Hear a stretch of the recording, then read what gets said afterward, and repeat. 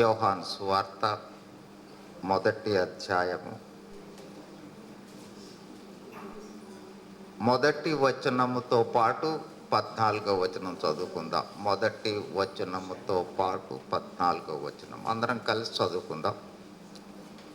ఆది యందు వాక్యముండెను, వాక్యము దేవుని వద్ద ఉండెను, వాక్యము దేవుడై ఉండెను.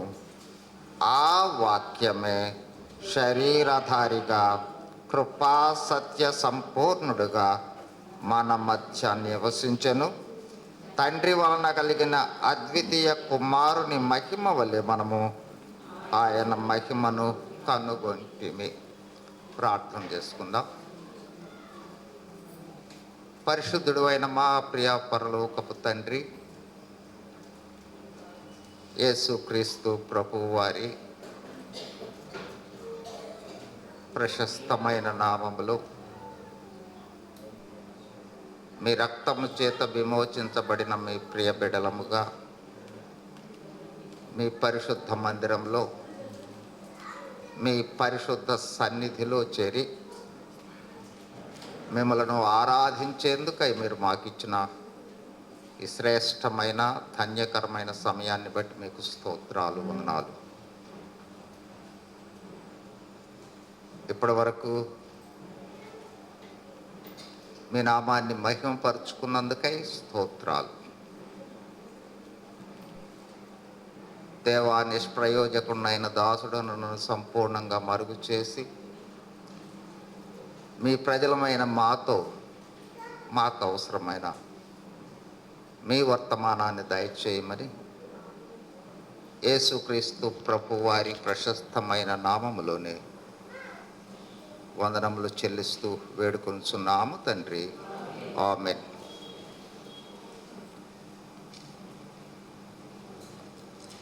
యోహాను సువార్తలోనే 4వ అధ్యాయము 23వ వచనం. 24 దేవుడు ఆత్మ కనుక ఆయనను ఆరాధించువారు ఆత్మతోనూ సత్యముతోనూ ఆరాధించవలెను. ఈరోజు మనకు ఒకటి ఆరాధన, 2 మనకిచ్చిన అంశము, 3వది సంవత్సరాంతము. ఈ మూడింటి యొక్క గమనంలో దేవుడు మనతో మాట్లాడే విషయాన్ని బట్టి మనము ఏమి తెలుసుకోవాలి, ఏమి గమనించాలి అనే విషయాలను ఈ రోజున దైవ వెలుగులో చూద్దాం. మొట్టమొదటిదిగా దేవుని మందిరము, దేవుని మహిమ నివసించే ప్రదేశము, దేవుని సన్నిధి ఉండే ప్రదేశము, దేవుడు మాట్లాడే ప్రదేశము, దేవుని ఆశీర్వాదాలు కృమ్మరించబడే ప్రదేశము, ఆనంద ప్రవాహాలు ప్రవహించే ప్రదేశము దేవుని మందిరం. దేవుని మందిరంలో ఉన్న వాళ్ళమైన మనమందరం కూడా ఈ లోకములో ఈ విధంగా కలుసుకున్నామేమో, కానీ ఒకవేళ కుటుంబ సభ్యులు, మన తల్లిదండ్రులు, మన పిల్లల పిల్లలు ఒకవేళ మనతో ఉంటారో లేదో తెలియదు, కానీ దేవుని మందిరంలో చేరిన ప్రజలు నిరంతరము ఎల్లప్పుడూ కలిసే ఉంటారు. అదే దైవికమైన అనుభవం. ఎందుకంటే ఈ లోకంలో ఉండగా మందిరంలో కలిసి ఉంటాం, ఆ తర్వాత పరదైసులో కలిసి ఉంటాం, ఆ తర్వాత 1000 ఏళ్ల పాలనలో కలిసి ఉంటాం, ఆ తర్వాత నిత్యత్వంలో కలిసి ఉంటాం. కాబట్టి దేవుని మందిరానికి ఉన్న ప్రశస్తత అత్యంత విలువైనది. 31st క్లోజింగ్ క్వశ్చన్, ఆ అనుభవంలో ఈ సంవత్సరం అంతా ఉన్నామా? మందిరానికి వచ్చే సమయంలో ప్రభువా నీ మహిమను చూడాలి, నీ సన్నిధిని చూడాలి, నీ మాట వినాలి, నీ యొక్క ఆ అద్భుతమైన అనుభవంలో ఉండాలి అనే ఆ గమనములో మనం మందిరానికి వచ్చామా? వచ్చిన తర్వాత కూడా ఆ గమనంలోనికి వచ్చామా? చాలా ప్రాముఖ్యమైన సత్యం.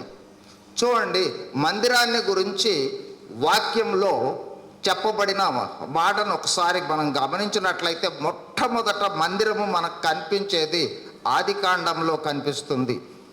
28. వాస్తవానికి ఆ సందర్భం మనందరికీ తెలుసు. ఆ సందర్భం ఏమిటంటే, యాకోబు బయలుదేరి వెళుతూ వెళుతూ ఒక ప్రదేశంలో తనకు నిద్ర వచ్చి పడుకున్న తర్వాత ఆ ప్రదేశంలో ఆయనకు మందిరం కనిపిస్తుంది. చూడండి, దాన్నే ఏమంటాడు ఇక్కడ 19వ వచనంలో ఉంది, ఆ స్థలమునకు బేతేలు అను పేరు పెట్టను. ఫుట్ నోట్లో ఏముందో చూడండి, దేవుని మందిరము. కాబట్టి అక్కడ దేవుని మందిరం కనిపించింది. అక్కడ ఏముంది? మందిరం అంటే బిల్డింగ్ ఉందా? ఎప్పుడన్నా ఆలోచించారా? అక్కడ బిల్డింగ్ ఉందా? దేవుని మందిరం అని ఇక్కడ చెప్తున్నారు. అక్కడ బిల్డింగ్ ఏం లేదు. అది ఎడారి ప్రదేశం. అక్కడ చెప్తా ఉన్నాడు ఇది దేవుని మందిరం అని. ఇప్పుడు చెప్పండి, దేవుని మందిరం అని ఆయన ఎందుకు చెప్తున్నాడు? ఎందుకు చెప్తున్నాడు? ఎందుకు చెప్పాడు అక్కడ దేవుని మందిరం అంటున్నాడు? ఎక్కడ దేవుడు ఉంటాడో అదే దేవుని మందిరం. ఇంకొక విధంగా, నీవు దేవుని మందిరం, నేను దేవుని మందిరం, రక్షింపబడి ఉన్నట్లయితే. కాబట్టి ఆ దేవుని మందిరము గురించి అక్కడ చెప్తూ ఉన్నాడు. ఆ దేవుని మందిరము అనే ఆ దేవుని మందిర అనుభవంలోనికి మనము మందిరానికి వచ్చినట్లయితే దేవుని మందిరంలో ఏం జరుగుతుందో కూడా అంతకుముందు చెప్తాడు. చూడండి ఒకసారి, ఇప్పుడు చూడండి. అందులో 12వ వచనం, అందులో ఒక నిశ్చల భూమి మీద నిలవబడి ఉండెను, దాని కొన ఆకాశమనంటెను, దాని మీద దేవదూతలు ఎక్కుచూ దిగుచుండిరి. ఆ తర్వాత దానికి పైగా నిలిచి యెహోవా నీ తండ్రి అయిన దేవుడును. చూడండి, అక్కడ ఒకసారి జాగ్రత్తగా ఇంటికి వెళ్ళిన తర్వాత వాక్యం మాత్రం, ఇంటికి వెళ్ళిన తర్వాత చదివిన తర్వాత వాక్యం చూడకోకుండా ఉండబాకండి. వాక్యమే శక్తి. అదే ఈరోజు మన వాక్యం కూడా. ఆది యందు వాక్యం ఉండెను, వాక్యము దేవుని వద్ద ఉండెను, వాక్యము దేవుడే వాక్యము. ఆ వాక్యమే కృపా సత్య సంపూర్ణుడిగా మన మధ్య నివసించను. బైబిల్ గ్రంథము దగ్గర పెట్టుకుని వాక్యము చదవుకోకుండా ఉన్నాము అన్నట్లయితే దేవునితో మాట్లాడటం లేదు, దేవునితో సంభాషించటం లేదు, దేవుని యొక్క శక్తి సామర్థ్యాలు తెలుసుకోవడం లేదు, దేవుడు నాతో ఉన్నాడు అనే గ్రహింపులు లేవు అని అర్థం. ఇంకొక విధంగా చెప్పాలి అన్నట్లయితే, వాక్యం మీద ఎంత ఆసక్తి ఉంటుందో అంత ఆత్మీయంగా ఎదిగినట్లు, ఆసక్తి లేకపోతే ఆత్మీయంగా అంత తక్కువ ఉన్నట్లు, వాక్యమే చదవకపోతే రక్షింపబడ్డామో లేదో అని ప్రశ్నేసుకోవాల్సిన అవసరం ఉంది. ఎందుకంటే నూతన జన్మ పొందిన వ్యక్తి ఎవరైనా సరే ఏం చేస్తాడు? పుట్టగానే కేకలేస్తాడు. ఎందుకోసం కేకలేస్తాడు? కేకలేస్తాడు కదా. పుట్టిన బిడ్డ అసలు కేకలేస్తాడు అని చూస్తారు. కేకలేస్తాడు కదా. కేకలేయకపోతే డౌట్. ఎందుకు కేకలేస్తాడు? ఆహారం కోసం కేకలేస్తాడు. అట్లాగే నూతన జన్మ పొందిన వ్యక్తికి ఆహారం కావాలి. ఆహారమే వాక్యం. వాక్యాన్ని గురించి గ్రహించటం లేదు, కేకలేయటం లేదు. ఆకలి వేయటం లేదు, పాలు తాగడం లేదు అంటే దాని అర్థం ఏంటి? ఏదో జబ్బు ఉంది అని అర్థం. అట్లాగే నూతన జన్మ పొందిన క్రైస్తవుడు వాక్యం చదవడం లేదు అంటే ప్రశ్నించుకోవాలి. సరే, మనకి ఇక్కడ జ్ఞాపకం చేసుకుంటూ ఉన్నది చూడండి. ఇదంతా పూర్తిగా చెప్పగలిగిన ఇది లేదు, కానీ మీరు ఇంటికి వెళ్ళిన తర్వాత జాగ్రత్తగా ధ్యానించండి. అది ఆ ప్రదేశము, దేవుడున్న ప్రదేశము. అక్కడ ఒక నిచ్చెన ఉంది. ఆ నిచ్చెన మీద దేవదూతలు ఎక్కి దిగుతూ ఉన్నారు. ఆ నిచ్చెన పైన యెహోవా దేవుడున్నాడు. అక్కడ నుండి మాట్లాడుతూ ఉన్నాడు. అంటే అది దేవుని మందిరము. కాబట్టి దేవుని మందిరం అంటే ఇక్కడికి వచ్చినప్పుడు మనం ఏం చేయాలి? ఈ ప్రదేశంలో ఎవరున్నారు? దేవుడున్నాడు. ఈ ప్రదేశంలో మనము చేయు ప్రార్థన, మనము చేయు ఆరాధన, ఇవన్నీ కూడా నిచ్చెన మీదుగా తీసుకుని వెళ్ళబడతాయి. ఎక్కడికి? ఎవరు? దేవదూతలు. అంటే దేవదూతలు ఇక్కడ ఉన్నారు అని ఎప్పుడైనా అనుకున్నారా మీరు? అసలు ఆ గ్రహింపులోనికి వచ్చారా? ప్రశ్న. ఈ సంవత్సరం అంతా వచ్చాం, ఈ ప్రదేశంలో దేవదూతలు ఉన్నారు, నేను చేసే ప్రార్థన, నేను చేసే ఆరాధన తీసుకుని పైకి వెళ్తున్నారు, మళ్ళీ దిగి వస్తా ఉన్నారు. ఎవరా నిచ్చెన? చూడండి ఒకసారి. యోహాను సువార్త 1వ అధ్యాయం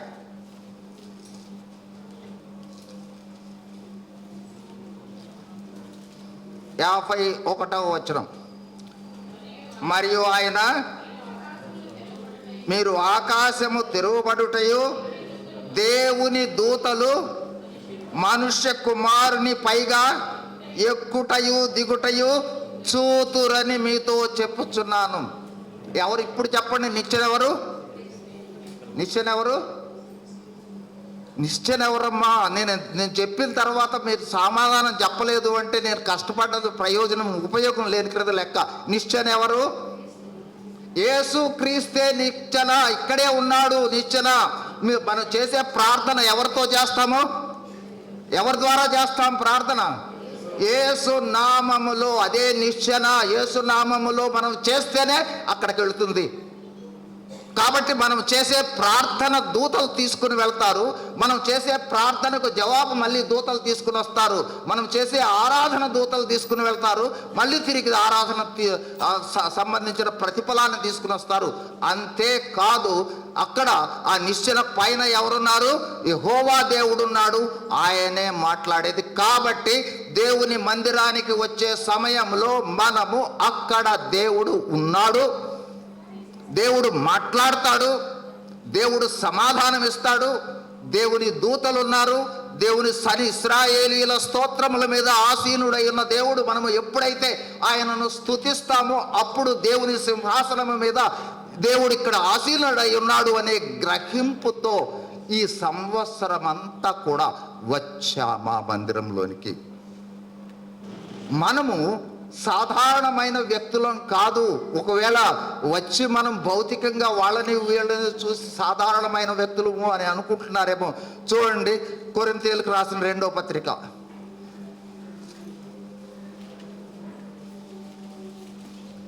కొరింథీయులకు రాసిన 2వ పత్రిక 4వ అధ్యాయం 17వ వచనం. మేము దృశ్యమైన వాటిని చూడక అదృశ్యమైన వాటినే నిదానించి చూచేవాళ్ళం. ఎవరు మనము? ఇప్పుడు చెప్పండి, ఎవరు మనము? కళ్ళకు కనిపించే వాటిని చూడకుండా కళ్ళకు కనిపించని ఆత్మ సంబంధమైన విషయాలను ఇక్కడ చూసేవాళ్ళం. ఇక్కడకు వచ్చాము అన్నట్లయితే దేవుని సన్నిధి కనిపించాలి, మనకి దేవుని మహిమ కనిపించాలి, దేవుని దూతలు కనిపించాలి, దేవుని సింహాసనం కనిపించాలి. ఆ సింహాసనము కనిపించాలి అని సిద్ధపడి రావాలి ఇక్కడికి వచ్చేటప్పుడు. వచ్చిన తర్వాత ప్రభువా నువ్వు మాట్లాడు మాతో, ప్రభువా నీవు నీ సన్నిధి నేను చూడాలి అనే గ్రహింపుతో రావాలి. మొదటి ప్రశ్న. ఆ గ్రహింపుతో రాకపోయినట్లయితే ఇమ్మీడియట్గా ఆ అనుభవంలోనికి రావడానికి దేవుడే తప్ప మన చేసే ప్రయత్నాల వల్ల ప్రయోజనం లేదు. ప్రార్థించండి. నంబర్ 1. రెండవది, మరొక విషయాన్ని గమనంలోనికి తీసుకుని వస్తాను. అందరూ వాగ్దానాలు తీసుకున్నారు కదా, అందరూ వాగ్దానాలు తీసుకున్నారు కదా, తీసుకున్నారా లేదా?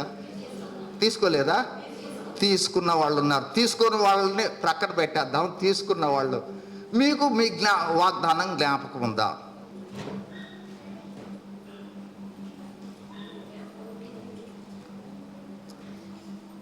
ఇప్పుడు జ్ఞాపకం చేస్తూ ఉన్న ప్రాముఖ్యమైన సత్యం ఏంటంటే, వాగ్దానము తీసుకునేటప్పుడు కూడా ప్రార్థించి కనిపెట్టి తీసుకోవాలి. గుర్తుపెట్టుకోండి. క్యాజువల్గా ఆ రోజు వచ్చి వాగ్దానం తీసుకోవటం కాదు. అందుకోసము మీరు ప్రభువా రాబోయే సంవత్సరానికి సంబంధించి నాకు వాగ్దానాన్ని దయచేయమని కనిపెట్టి తీసుకోవాలి. వాగ్దానము వచ్చిన తర్వాత చెక్కు నేను మీకు ఇచ్చాను అనుకోండి, ఏం చేయాలి? తీసుకెళ్ళి ఇంట్లో పెట్టుకుంటే సరిపోయిందా? ఏం చేయాలి? బ్యాంకుకి వెళ్ళాలి. అట్లాగే ఇచ్చిన వాగ్దానము సంవత్సరానికి సరిపడ ఇచ్చిన వాగ్దానం కాబట్టి every day you have to claim it. ప్రభువా ఈ వాగ్దానం ఇచ్చావు, నాకు నెరవేర్చి ఈ రోజున. ప్రతిరోజు వాగ్దానము కంటిన్యూస్గా వాగ్దానాన్ని ఎత్తి పట్టుకుని ప్రార్థన చేయటం కోసం ఆ వాగ్దానం. కాబట్టి రెండు, ఆ అనుభవము ఉన్నదా? లేనట్లయితే 31వ తారీఖు వాగ్దానాల కోసం ఈ రోజు నుండి కనిపెట్టండి. 31వ తారీఖు వాగ్దానం వచ్చిన తర్వాత ప్రతిరోజు ఎత్తి పట్టుకుని ప్రార్థన చేయండి. రెండవది. ఇక మూడవదిగా ఇంకొక విషయాన్ని జ్ఞాపకం చేయబోతా ఉన్నాం. మూడవ విషయం ఏంటంటే అత్యంత ప్రాముఖ్యమైన విషయం. సాధారణంగా ఇక్కడ మందిరంలోనికి వచ్చిన తర్వాత మందిరంలో ఎప్పుడు కూడా మాట్లాడిన వ్యక్తి ఫలానా వ్యక్తి మాట్లాడాడు అనే గమనంలోనికి రాకండి. నంబర్ 3, దేవుని పక్షాన నిలబడిన వ్యక్తి కాదు మీతో మాట్లాడేది, నాతో మాట్లాడేది. నేను కూడా మీకులాగా ఒక మెంబర్నే. దేవుడు మనతో మాట్లాడతాడు. ఈ గ్రహింపు చాలా ప్రాముఖ్యం. ఈ గ్రహింపు ఉన్నట్లయితే దేవుడు నాతో మాట్లాడతాడు అంటే రూపాంతరం చెందుతాం మనం. అట్లా కాదు, బాగా చెప్పాడు లేదు అని అనుకున్నట్లయితే వచ్చిన అతన్ని జడ్జ్ చేసుకోవటం కాబట్టి హృదయాన్ని తాకదు ఆ మాట. వ్యక్తులు మాట్లాడే మాట వలన ప్రయోజనం లేదు. దేవుడు మాట్లాడితేనే. చూడండి ఒకసారి మత్తయి సువార్త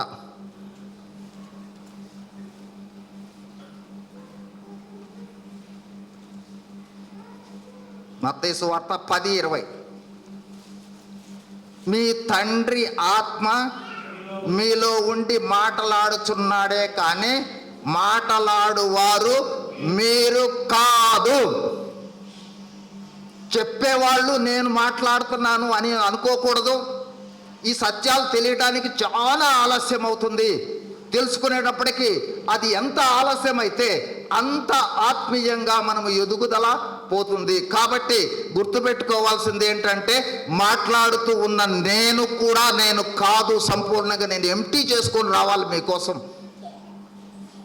రెండు, వినేవాళ్ళు కూడా ఈయన మాట్లాడుతున్నాడు కాదు, దేవుడు నాతో ఈ ప్రార్థన వచ్చిన తర్వాత చేశారా?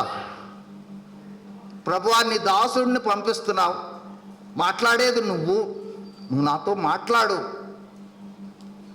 అని మందిరంలోనికి వచ్చిన తర్వాత ప్రార్థన చేశారా?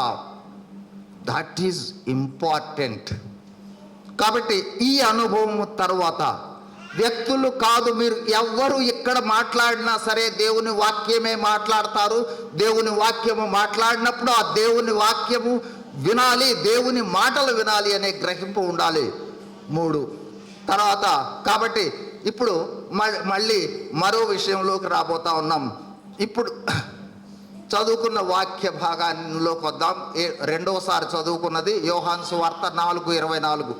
దేవుడు ఆత్మ గనుక దేవునిని ఆరాధించువారు ఆత్మతోనూ సత్యముతోనూ ఆరాధించవలెను. మనందరం ఈ వాక్యం మనందరికి సుపరిచితమే. ఇప్పుడు యేసుక్రీస్తు జన్మము సమయంలో ఆరాధించిన వ్యక్తులను చూద్దాం. మత్తయి సువార్తలో కనిపిస్తారు. వాళ్ళు ఏ విధంగా ఆరాధించారు మనందరికి తెలుసు. ఇవన్నీ తెలిసిన విషయాలే, అయితే జ్ఞాపకం చేస్తా ఉన్నాను. ఏ విధంగా ఆరాధించారో చూద్దాం. 2వ అధ్యాయము 10-11 వచనాలు. మత్తయి 2:10-11 వచనాలు. వారు ఆ నక్షత్రంను చూచి అత్యానంద భరితులై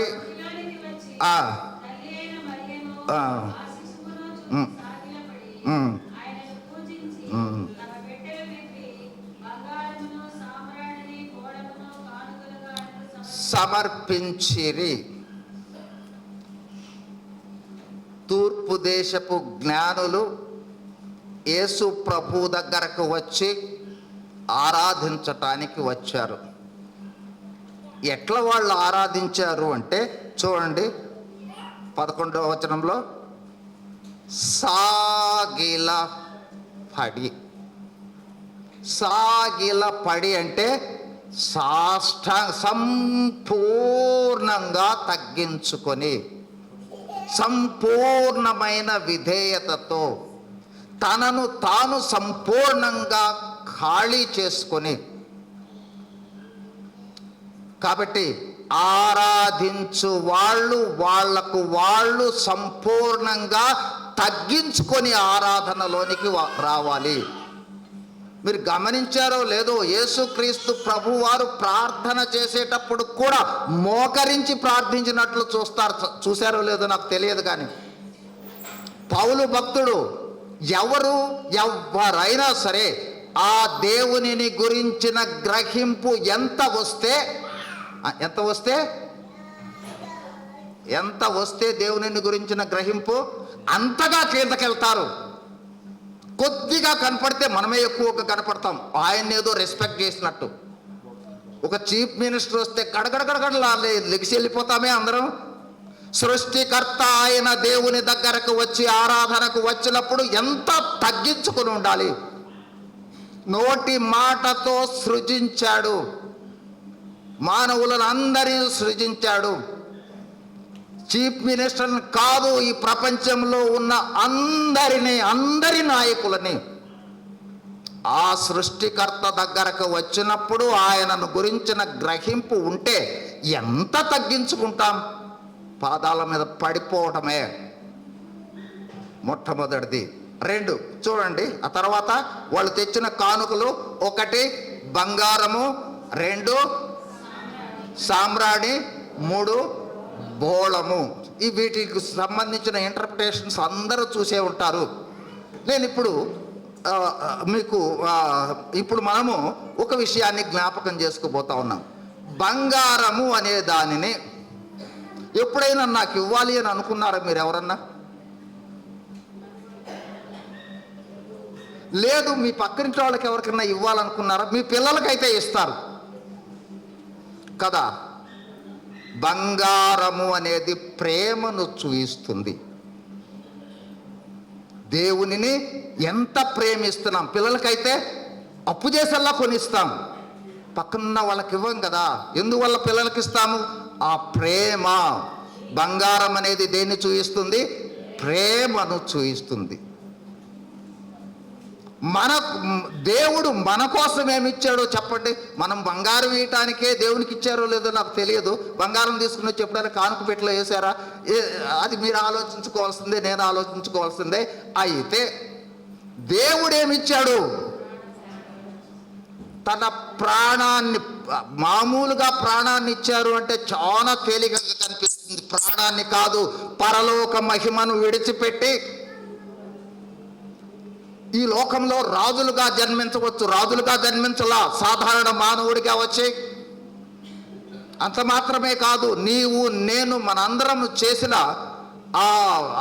ఆ పాపాలు ఎంత ఘోరమైన పాపాలంటే, ఒకసారి మనము రక్షింపబడ్డ తర్వాత వెనక్కి చూసుకుంటే అర్థమవుతుంది మనం ఎంత ఘోర పాపులమో. ఆ పాపాలను ఆయన మీద వేసుకొని కల్వరి శిలువ మీద మన పాప యావత్తు పరిహారము చేసిన తన సొంత కుమారుణ్ణి దేవుడిస్తే ఎంత ప్రేమిస్తా ఉన్నాం మనం? ఎప్పుడైనా ఆలోచించగలిగాము అసలు ఆ ప్రేమను?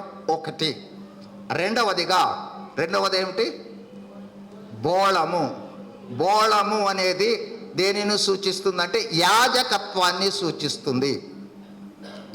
ఇంకొక విధంగా చెప్పాలి అన్నట్లయితే ప్రార్థనను సూచిస్తుంది. నీ ప్రార్థన ధూపము వలెను ప్రార్థనను సూచిస్తుంది, యాజకత్వాన్ని సూచిస్తుంది.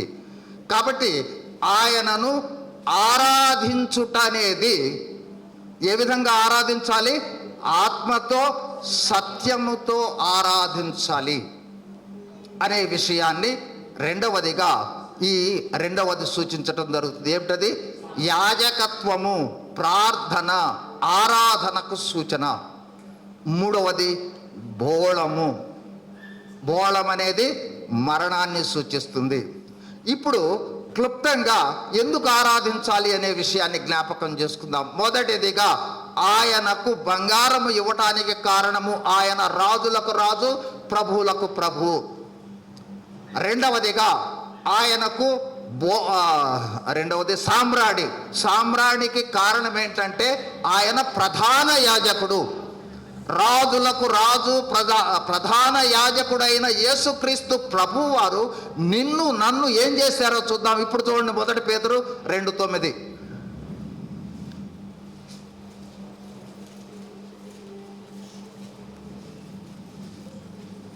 చీకటిలో నుండి ఆశ్చర్యకరమైన వెలుగులోనికి పిలిచిన వాని గుణాతిశయములను ప్రచురము చేయు నిమిత్తము మీరు ఏర్పరచబడిన వంశమును, రాజులైన యాజక సమూహము. ఎందుకు ఆరాధించాలి ఆయనను అంటే, రాజులకు రాజైన దేవుడు మనలను రాజులను చేశాడు. ప్రధాన యాజకుడైన దేవుడు మనలను యాజకులుగా చేశాడు. అందును బట్టి ఆయన రాజులకు రాజు, ప్రధాన యాజకుడని ఆరాధిస్తూ, అందుకొరకై ఆయన చేసిన త్యాగము ద్వారా మనలను రాజులు, యాజకులుగా చేసినందుకై ఆయనకు ఎట్లా ఆరాధించాలి అంటే సంపూర్ణమైన ప్రేమ కలిగి ఆరాధించాలి.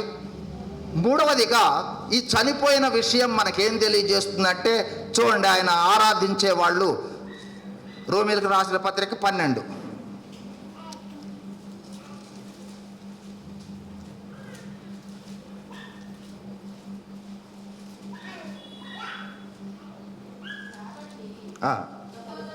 సహోదరులారా, పరిశుద్ధమును దేవునికి అనుకూలమైన సజీవ యాగముగా మీ శరీరములను ఆయనకు సమర్పించుకొనుడని దేవుని వాత్సల్యమును బట్టి మిమ్మను బతిమాలుకొనుచున్నాను. ఇట్టి సేవ మీకు యుక్తమైనది. యేసుక్రీస్తు మరణాన్ని సూచించే ఆ బోళము మనకు తెలియచేసేది ఏమిటంటే, ఆయనను ఆరాధించాలి అన్నట్లయితే మనం ఏం కావాలి? శరీరాన్ని, అంటే ఇంకొక విధంగా చెప్పాలి అంటే శరీరానికి చచ్చిపోవాలి. ఆత్మతో ఆరాధించటము అంటే ఎప్పుడైనా ఆలోచించారా? ఆత్మతో ఆరాధించటం అంటే, ఆత్మతో ఆరాధించటము అంటే ఈ శరీరాన్ని బలిపీఠము మీద పెట్టి, ఇక జీవించువాడను నేను కాదు, నీవే నా యందు జీవిస్తూ ఉన్నావు. శరీరానికి చనిపోయే అనుభవముతో చేసినప్పుడే ఆత్మ సంబంధమైన ఆరాధన. ఆ ఆత్మ సంబంధమైన ఆరాధనను మనం చూడాలి అన్నట్లయితే మనకి ఆ ప్రకటన గ్రంథంలోనికి వెళితే కానీ తెలియదు. అక్కడ ఎవరు ఆరాధిస్తున్నారు? దూతలు, పరిశుద్ధులు. వాళ్ళెవరు? ఆత్మ సంబంధమైన వాళ్ళు. వాళ్ళకు భౌతిక శరీరాలు లేవు. కాబట్టి ఆ విధంగా ఆరాధించాలి. ఆ ఆరాధించే అనుభవంలో కూడా మనం ఏ విధంగా, వాళ్ళు కూడా చూడండి ఎట్లా ఆరాధిస్తూ ఉన్నారు. ప్రకటన గ్రంథము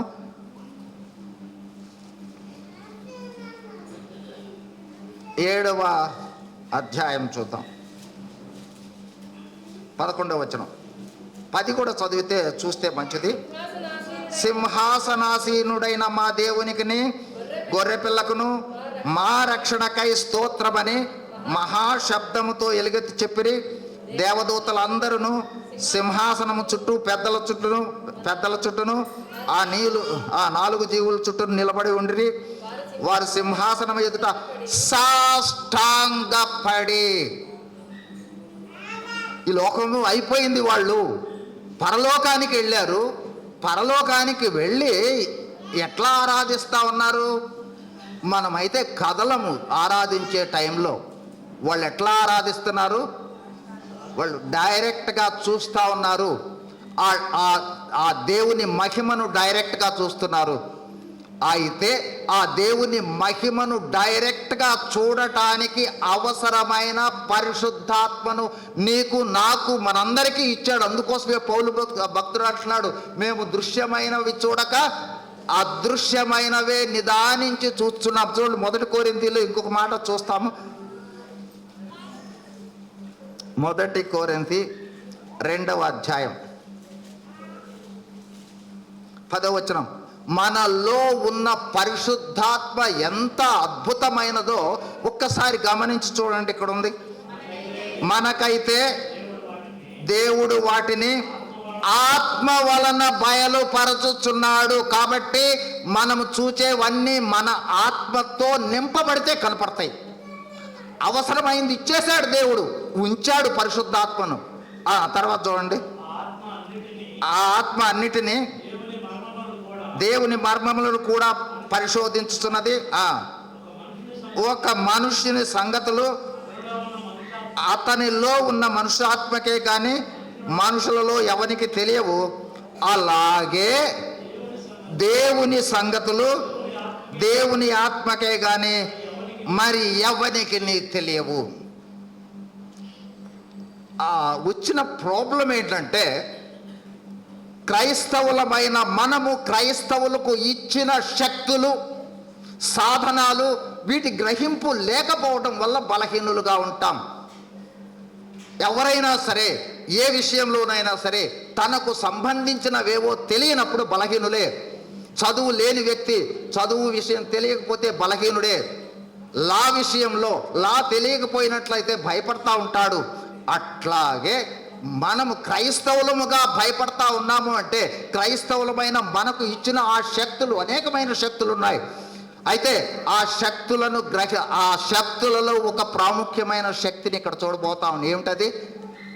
అదే విషయాన్నే అపోస్తల కార్యములు 1:8 చెప్తాడు. పరిశుద్ధాత్మ మీ మీదకు వచ్చినప్పుడు మీరు శక్తి నొందుదురు. ఆ శక్తి కలిగిన పరిశుద్ధాత్మ ఎప్పుడైతే రక్షణ అనుభవంలోనికి మనం వచ్చామో,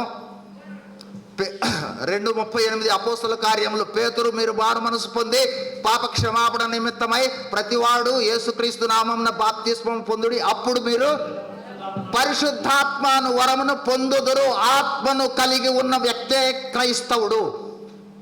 క్రైస్తవునిలో ఆత్మ ఉంది. ఆత్మ అంటే యేసుక్రీస్తు ఆత్మే. ఆత్మ అంటే యేసుక్రీస్తే. ఆత్మ అంటే దేవుడే. ఆ దేవుడు మనలో ఉన్నాడనే గ్రహింపు ఎంత కాలము ఉండదో అంతకాలము బలహీనులమే. ఆ పరలోకములో ఉన్న విషయాలను చూడకపోవడానికి కూడా ఆత్మ గ్రహింపు అదే చూస్తా ఉందా. ఇప్పుడు మళ్ళీ వద్దాం, ఎట్లా వాళ్ళు ఆరాధన చేస్తున్నారు చూడండి. ఎట్లా ఆరాధన చేస్తున్నారు? ఒకటేమో సాష్టాంగ పడ్డారు. ఎప్పుడన్నా సాష్టాంగ పడ్డారా దేవుని సన్నిధిలోకి వచ్చినప్పుడు? కనీసం ఇంటి దగ్గర సాష్టాంగ పడ్డారా? ఇంటి దగ్గర ఆరాధన చేసుకుందామని. అసలు దేవుని దగ్గరికి వెళ్ళేటప్పుడు మోకరించి వెళ్ళాలి అని అనుకున్నారా? ఎంత మోకరించి వెళితే, ఎంత తగ్గించుకుని వెళితే అంత ఆశీర్వాదం. మోకాళ్ళ ప్రార్థనలో అద్భుతమైన శక్తి ఉంది. ఎంత తగ్గించుకుని దేవుని సన్నిధికి వస్తే అంత. కనీసం ఇంటి దగ్గర అయినా సరే, దేవా ఆయన చూస్తే మీకు అర్థమవుతుంది, దేవా నువ్వు కనపడయ్యా, అప్పుడు కానీ ఆయన ఔన్నత్యం తెలియదు. సరే, వీళ్ళు ఏం చేస్తున్నారు చూడండి. వీళ్ళకి డైరెక్ట్గా చూస్తున్నారు, మనకేమో చూడటానికి ఆత్మనిచ్చాడు. ఆత్మ ద్వారా చూస్తే తెలుస్తుంది ఆయన మహిమ. ప్రకటన 7 తర్వాత మరొక విషయం, దేన్ని గురించి ఆరాధన చేస్తూ ఉన్నారు? ఇక మొదటి వచనం మొదట్లోనే ఉంది, మా రక్షణకై. మా రక్షణకై స్తోత్రములు. ఈ పదాన్ని చాలా సార్లు రక్షింపబడ్డావా అంటే నేను రక్షింపబడ్డాను అంటా ఉంటారు తప్ప ఆ రక్షణలో ఉన్న ఔన్నత్యం ఏంటనేది తెలియదు. పరలోకములో ఉన్న వాళ్ళు చేస్తూ ఉన్న ఆరాధనకి గ్రౌండ్ ఏంటి? రక్షణ.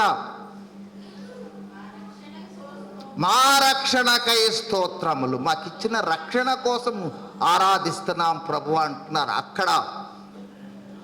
ఇక్కడ ఆ రక్షణను తెలుసుకోవడానికి పరిశుద్ధాత్మను దేవుడు దయచేశాడు.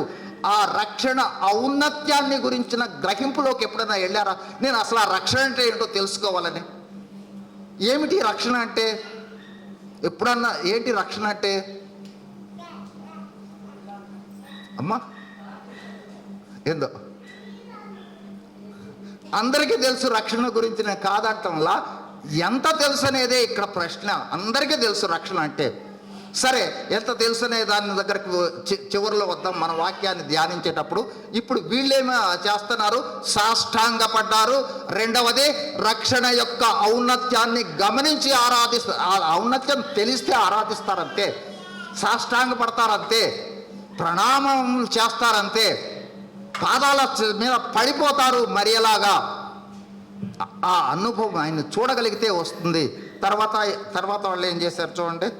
యుగ యుగములకు మా దేవునికి స్తోత్రములు, మహిమ, జ్ఞానమును, కృతజ్ఞతాస్తుతులు కలుగును గాక అని చెప్పుచూ దేవునికి నమస్కారము చేసిరి. ఈ నమస్కారం అనే పదాన్ని ఆరాధనకు ఉపయోగించటం జరుగుతుంది. ఆ విధంగా వాళ్ళు ఆరాధిస్తూ ఉన్నారు. ఇప్పుడు మనకు ఈరోజు సంవత్సరాంతంలో నెక్స్ట్ ప్రశ్న, సాష్టాంగపడ్డామా ఆయన దగ్గర ఎంత తగ్గించుకున్నాము? ఆయన ఔన్నత్యాన్ని ఎంత చూసాము?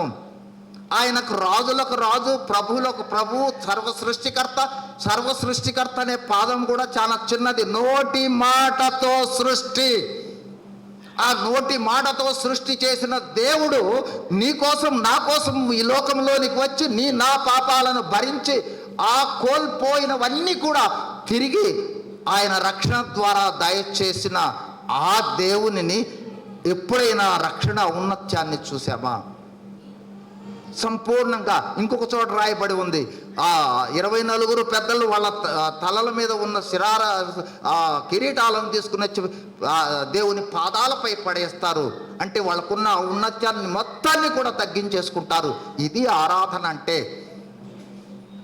ఆ అనుభవంలో చేసే అదే ఆత్మ సంబంధమైన ఆరాధన. మూడవదిగా ఏం చూసాం మనము? 1 బంగారము, 2 సామ్రాడి, 3వది బోళము దేన్ని తెలియజేస్తుంది? మనలో ఉన్న ఆధిక్యతలను, మనలో ఉన్న స్వచిత్తాన్ని, మనలో ఉన్న మానవ నైజాన్ని చంపివేసుకొని దేవుని ఔన్నత్యాన్ని చూడటం. అది ఆత్మతో ఆరాధన అంటే. మనుషులు చూసే విధంగా కాదు, ఆత్మతో చూస్తే అర్థమవుతుంది. ఆ ఆత్మతో చూసే అనుభవములో వచ్చి వాక్యానుసారంగా ఆరాధించుటే ఆరాధన. ఇప్పుడు మళ్ళీ ఒక ప్రశ్న, ఈ అనుభవంలో ఈ సంవత్సరం అంతా ఉన్నామా? లేకపోయినట్లయితే మరొక సంవత్సరం రాబోతా ఉంది. ఈ అనుభవంలో ఉండాలి ప్రభువా, నేను మిమ్మల్ని చూడాలి, మీ సన్నిధిని చూడాలి, మీ మహిమను చూడాలి, మీ స్వరాన్ని వినాలి అని ఆయన దగ్గర కనిపెట్టి ప్రార్థన చేసినట్లయితే ఈ అనుభవంలోనికి వస్తారు. క్రైస్తవ జీవితం అంటే అసాధారణమైన జీవితం, ఎంతో ఔన్నత్యమైన జీవితం. చాలాసార్లు క్రైస్తవులు అనుకున్నట్లయితే పరిమితంగా చూస్తారు యేసుక్రీస్తు ప్రభువును భౌతిక సంబంధమైన వాడితో చూస్తారు. భౌతికమైన సంబంధమైన వాడితో చూస్తే యేసు ప్రభు చాలా తక్కువ కనిపిస్తాడు. ఆత్మ సంబంధమైన అనుభవంలో, ఆత్మ సంబంధమైన ఆశీర్వాదాలతో మనకు ఆయన ఇవ్వబోతూ ఉన్న ఆ ఆధిక్యతలను చూస్తే డిఫరెంట్గా ఆయన ఏంటో మనకు కనిపిస్తాడు. ఇప్పుడు మన సబ్జెక్టులోకి వద్దాం. శబ్దము శరీరమయ్యింది. శబ్దము శరీరమైంది. ఈ శబ్దము అనే పదాన్ని అసలు వాక్యములో ఉన్నదేంటి? వాక్యము శరీరధారిగా కృపా సత్య సంపూర్ణుడుగా మన మధ్య నివసించింది. యేసుక్రీస్తు ప్రభు యొక్క జననాన్ని మత్తయి సువార్తలో, లూకా సువార్తలో అనేక విధాలుగా చెప్తారు. అక్కడ మరియ కనిపిస్తుంది, యోసేపు కనిపిస్తాడు, ఇందాక చూసాం కదా, జ్ఞానులు కనిపిస్తాడు, ఆయన గొర్రెల కాపర్లు కనిపిస్తారు, అట్లాగే ఈ పశువుల పాక, పశువుల తొట్టి, ఇట్లా వివిధ రకాలైన భౌతికమైన వాటిని గురించి వివరణ ఉంటుంది. అయితే ఇక్కడ కూడా యోహాను భక్తుడు యేసుక్రీస్తు జననాన్ని గురించి అద్భుతంగా రాస్తా ఉన్నాడు. ఇవేమి కనిపించడంలా ఇక్కడ ఒక్కటే చెప్తున్నాడు. ఏమిటది? ఆదియందు వాక్యం ఉండెను. అంటే ఈ సృష్టి లేక పూర్వము ఉన్నది వాక్యము. ఆ వాక్యము దేవుని దగ్గరే ఉంది.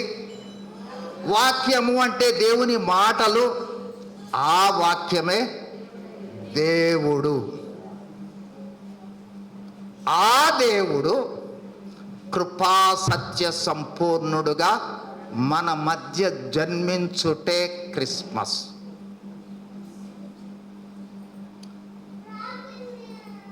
దేవుడు మానవుడుగా వచ్చుట క్రిస్మస్.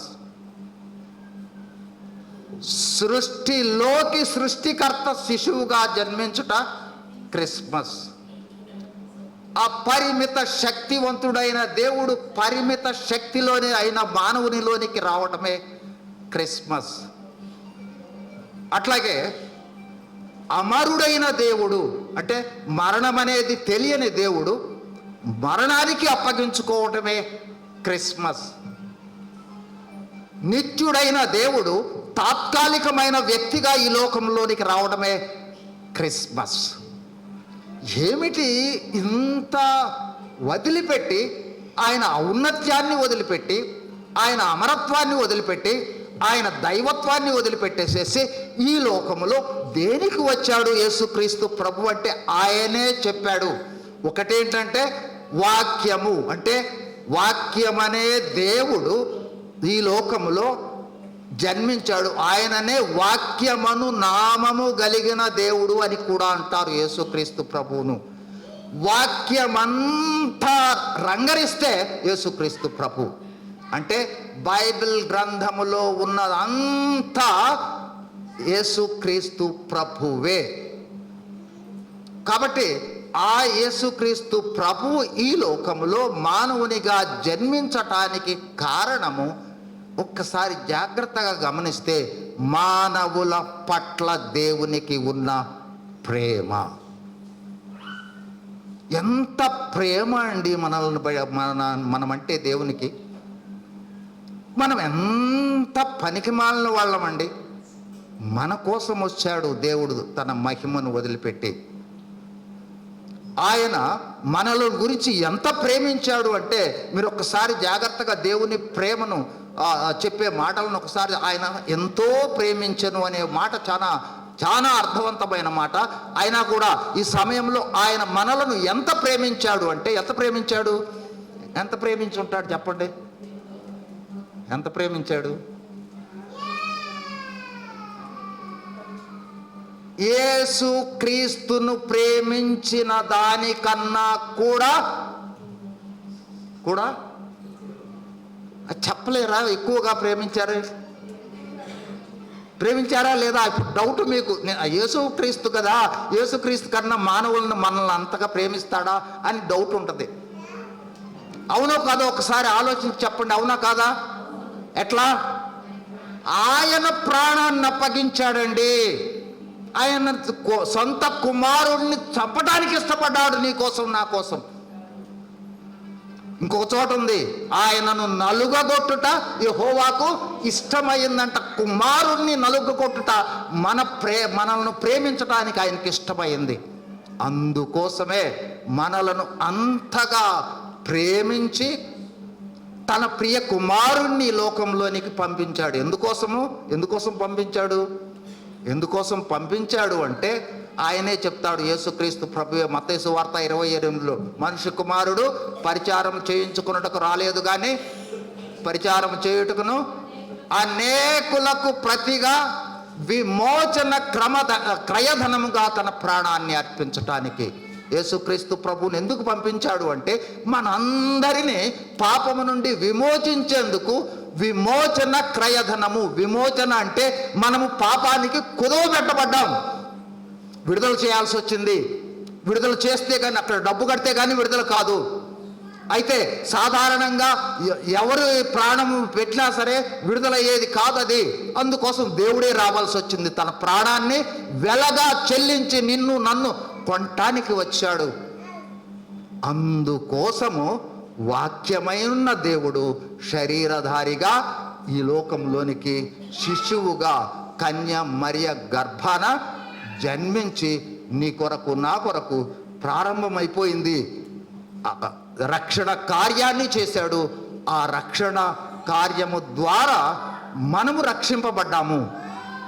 ఇక ఆ రక్షణ ద్వారా మనము పొందిన ఔన్నత్యం ఏమిటి అంటే, మనం ఒకసారి గమనించినట్లయితే యేసుక్రీస్తు ప్రభువు వారికి ఉన్న మరొక నామము 7:14 యెషయాలో ఉంటుంది, ఇమ్మానుయేలు. అదే మత్తయి సువార్త 1:23లో కూడా ఉంటుంది ఇమ్మానుయేలు అంటే. ఇమ్మానుయేలు అంటే ఏంటి? దేవుడు అందుకోసం పంపించాడండి. ఎందుకు పంపించాడో తెలుసా? దేవుడిని ఇక్కడికి మనలనేమో పాపము నుండి విమోచించటానికి ఒకటి పంపించాడు. అయితే ఆదామును సృజించిన తరువాత ఆదాము తప్పిపోయినట్లుగా మళ్ళీ తప్పిపోవడానికి అవకాశం ఏమన్నా ఉందేమో అని యేసుక్రీస్తు ప్రభువుని ఎందుకు పంపించాడు? ఇప్పుడే చెప్పాం కదా, ఇమ్మానుయేలు, దేవుడు రక్షణలోనికి వస్తే యేసుక్రీస్తు ప్రభువు రక్షణలోనికి వస్తే యేసుక్రీస్తు ప్రభువు ఇక మనలను వదలడు. దేవుడు మనతో ఉండుటే రక్షణ. ఈ లోకములో కొంతకాలం అని అనుకునేరు, కొంతకాలం కాదు, ఇప్పుడు జ్ఞాపకం చేస్తాం. అందుకోసమే ఆ రక్షణను గురించి చెప్పేటప్పుడు పౌలు భక్తుడు అంటాడు, ప్రేమను చెప్పేటప్పుడు కూడా ఆ ప్రేమ రక్షణను గురించి దాదాపు ఒకే పదాలు ఉపయోగిస్తాడు. ఎంతో గొప్ప ప్రేమ ఆయనది, ఎంతో ప్రేమించెను. అట్లాగే రక్షణను గురించి చెప్పేటప్పుడు కూడా అదే పదం ఉపయోగిస్తాడు. ఇంత గొప్ప రక్షణ. తర్జమాలో తేడా కానీ ఇంగ్లీష్లో so loud, so great salvation, రెండిటి పదాలు ఇంగ్లీష్లో ఒకటే, వాడబడటంలో తేడా ఉంది. కాబట్టి రక్షణ ఎంతో గొప్పది, ఆయన ప్రేమ ఎంతో గొప్పది. అందుకోసమే ప్రేమను గురించి చెప్పేటప్పుడు ఏంటంటే లోతు తెలుసుకోలేము, పొడవు తెలుసుకోలేము, ఎత్తు తెలుసుకోలేము. ఆయన ప్రేమ అనంతమైంది, రక్షణ కూడా అనంతమైనదే. రక్షణ ద్వారా యేసుక్రీస్తు ప్రభువు, ఇంకొక విధంగా చెప్పాలి అంటే రక్షణ అంటే, ఇప్పుడు చూడండి 2 కొరింథీ 9:15,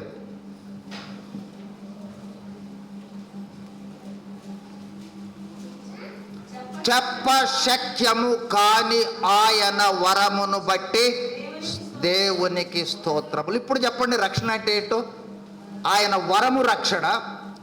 ఆ వరాన్ని గురించి పౌలు భక్తుడు చెప్తా ఉన్నాడు, చెప్పశక్యము కాని దేవుని వరమును బట్టి స్తోత్రములు. ఏమిటా దేవుని వరము?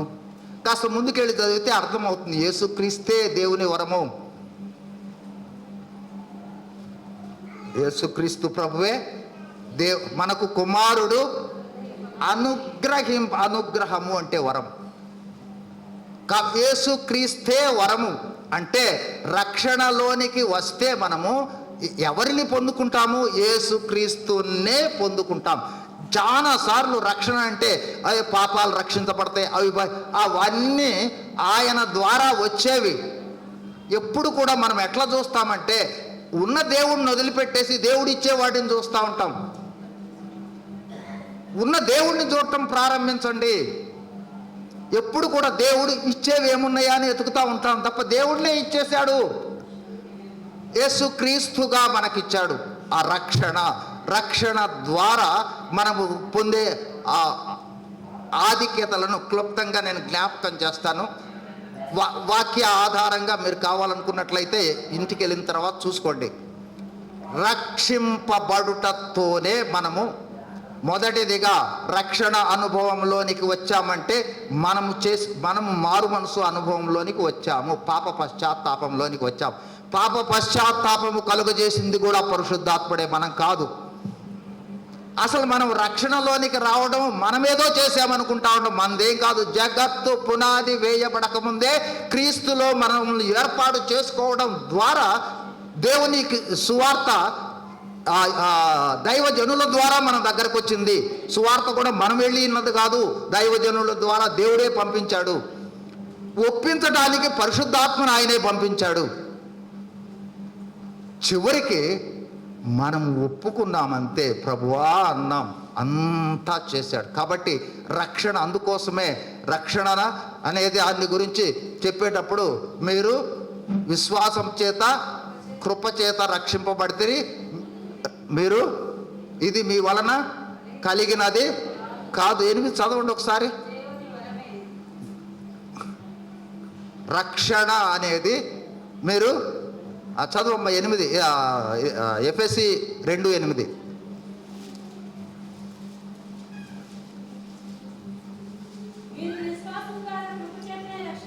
కృపచేతనే రక్షింపబడితే ఇది మీ వలన కలిగినది కాదు, దేవుని వరమే. కాబట్టి రక్షణలోనికి మనం వచ్చామంటే మేము అది చేశాము, అక్కడికి వెళ్ళాము, ఇక్కడికి వెళ్ళాము అని ఒకవేళ చెప్పుకున్నట్లయితే చూడవలసిన విషయాన్ని ఇంకొక రకంగా చూస్తున్నామని అర్థము.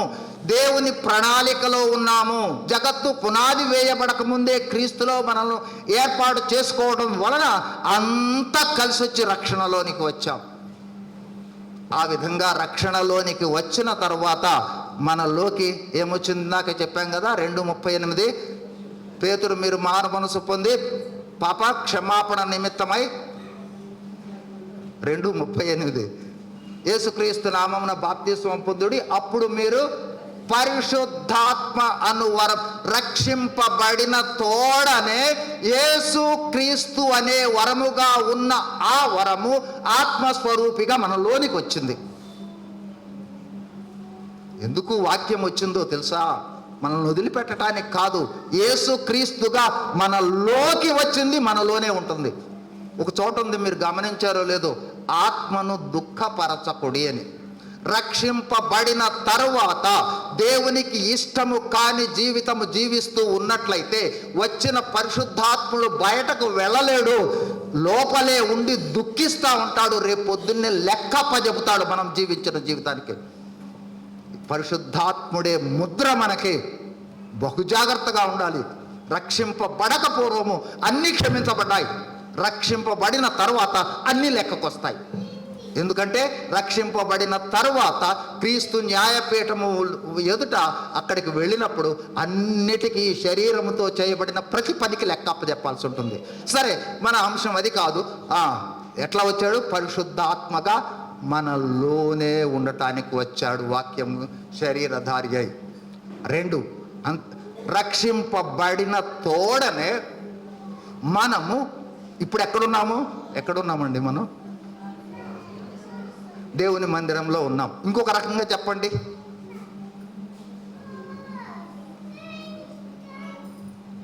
సంఘముగా ఇక్కడ కూడుకొని ఉన్నాం.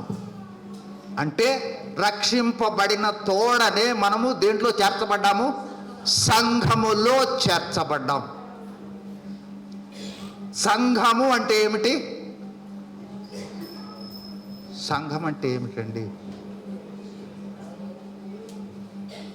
సంఘము యేసు క్రీస్తు ప్రభు యొక్క శరీరము.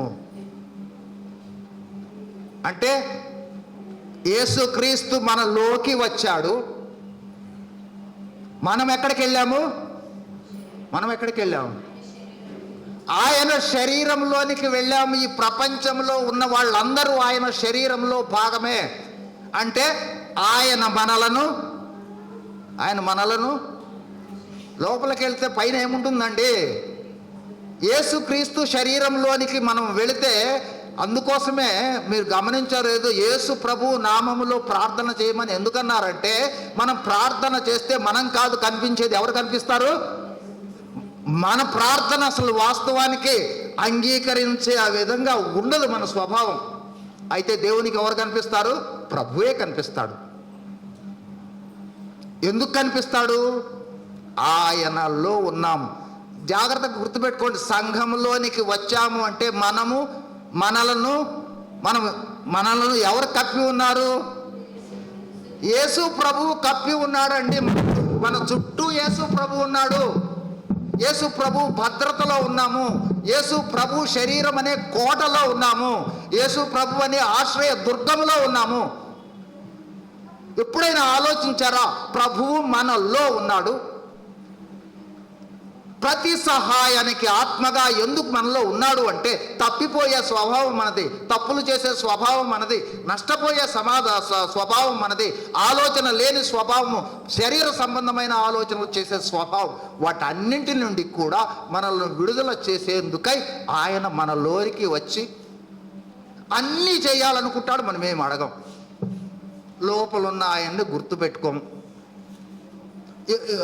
మందిరానికి వచ్చేటప్పుడు ప్రభు మందిరానికి వెళ్ళమంటారని అడిగారా? అడగం. ఎందుకంటే ఆత్మీయ నేత్రాలతో చూడం ఆయన మనలో ఉన్నాడనే విషయాన్ని. ఏ పనైనా చేసేటప్పుడు, ఇప్పుడు ఉదాహరణకి నేను ఇప్పుడు బయటికి వెళ్ళాలి అనుకున్నట్లయితే అయ్యగారు నేను వెళ్ళొస్తానంటాను కదా.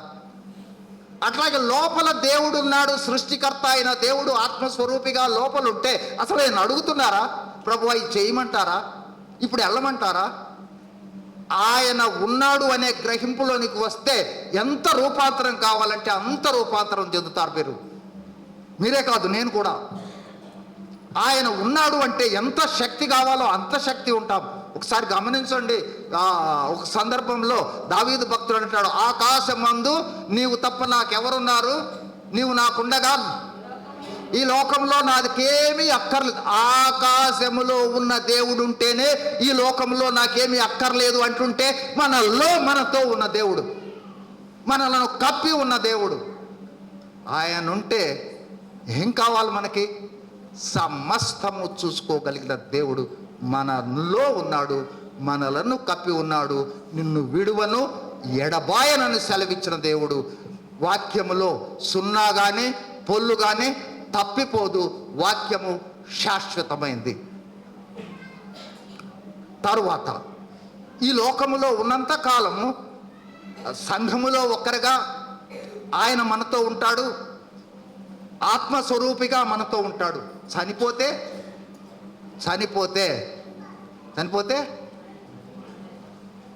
పరదైసులో ఉంటాము. మళ్ళీ ఎక్కడున్నాము ఇప్పుడు? పరదైస్ అంటే ఏంటి? యేసుక్రీస్తు ప్రభు ఉండే స్థలమే. మీరు గమనించండి, రక్షణలోనికి వస్తే ఇక యేసు ప్రభు వదిలిపెట్టేది లేదు. ఉన్నంతకాలం ఇక్కడ ఉంటాడు. ఏ రోజున మనము ఈ శరీరాన్ని వదిలిపెడతామో అప్పుడు తన దగ్గరకు తీసుకువెళ్తాడు. పరదైసులో ఉంటాం. పరదైసులో ఉన్న మనము తిరిగి పరదైసులో ఎంతకాలం ఉంటామో తెలియదు. అయితే రెండవ రాకడకు సమయం వచ్చింది కాబట్టి, ఎప్పుడైతే రెండవ రాకడ, రహస్య రాకడ వస్తుందో అప్పుడు మళ్ళీ యేసు ప్రభుతో దిగుతాం. దిగి మహిమ శరీరాలు ధరించుకుంటాం. యేసు ప్రభువుతో పాటు మళ్ళీ మధ్య ఆకాశంలో ఉంటాం. యేసు ప్రభువు మనలో ఉన్నాడా? యేసు ప్రభువును మనల్ని కప్పి ఉన్నాడా? చనిపోతే పరదైసుకు తీసుకువెళ్తాడా? రహస్య రాకడలో మనలను మహిమ శరీరాలతో తీసుకుని వెళ్ళి మధ్యాకాశంలోకి 7 ఏండ్లు ఉంచుకుంటాడు. ఆ తర్వాత మళ్ళీ మనందరిని తీసుకొని భూమి మీదకు వస్తాడు. భూమి మీదకు వచ్చినప్పుడు 1000 ఏండ్లు యేసు ప్రభువుతో పాటు మనము రాజ్యం చేస్తాము. చూడండి, ప్రకటన గ్రంథము 26లో ఉంటుంది. ఇంటికి వెళ్ళి నాకు చూసుకోండి. 26 ఇక్కడ ఇంతకుముందు చెప్పాము చూడండి. 1 పేతురు 1:9 మీరు రాజులైన యాజక సమూహం ఎప్పుడవుతామంటే 1000 ఏండ్ల పాలనలో మనం రాజులముగా యాజకులంగా 1000 ఏండ్ల పరిపాలనలో రాజ్యం చేస్తాం. ఆ తర్వాత నూతన యెరూషలేము పట్టణములో నిరంతరము ఉంటాం. అందుకోసము ఆ వాక్యమైన దేవుడు శరీరధారిగా ఈ లోకంలోనికి వచ్చి నిరంతరము మనల్ని ప్రొటెక్ట్ చేస్తూ ఇక విడువడు ఎడబాయడు. ఇదే క్రిస్మస్ అంటే. ఆ విధమైన అనుభవాన్ని మనము కలిగి ఉన్నట్లుగా దేవుడు మనకు సహాయం చేయనుగాక. దేవుడు తన వాక్యము దీవించునుగాక.